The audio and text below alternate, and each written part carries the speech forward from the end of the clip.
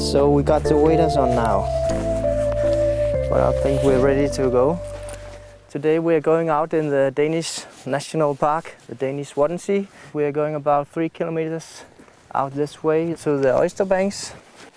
So this is where it all begins, on the mud flats here.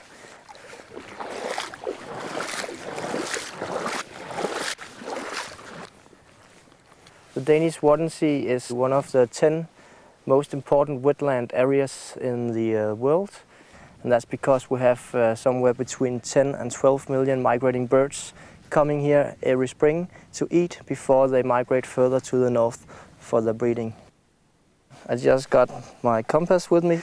We have some long distances here to walk, and if it starts to rain or if it's get a bit foggy here, we can't actually see where we're going.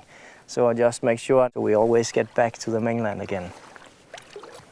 So right now we have a low tide, and that means that you actually can walk about 10-20 kilometers this way, but it's really important to get back to the mainland before the high tide comes in. In 6 hours and 12 minutes we get a high tide, and the difference here in this part of the Wadden Sea is 1 meter and 70. So the water level will come about this high.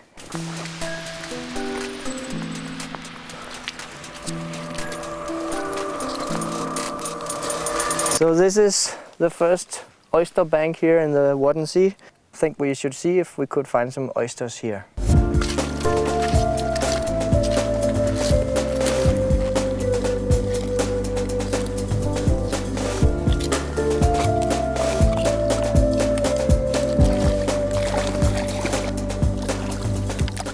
Here we have the Pacific oyster.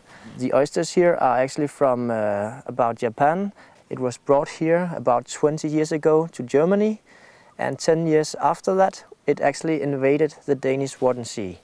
No animals here in the Wadden Sea are capable of eating this species here unless you are human and you got this oyster knife with you. I also brought this piece here because the oysters here are actually quite sharp. And I'll try if I can put my knife in the hinge. Okay, the knife went in well, and I just have to twist it now. Oh, you can hear it. You can actually see some of the water coming out of the oyster here. And that's because they can have a lot of oxygen for these 6 hours when we don't have any water here. They're quite strong, these animals. This is the oyster here. And if you have a close look here, you can actually see the gills. It's quite delicate, and I know that a lot of people eat these oysters because it's really healthy for you. If you would like to eat it like this, natural, you would probably bring some lemon with you, just to give it a twist of lemon. You could also bring some champagne with you, if that's what you like.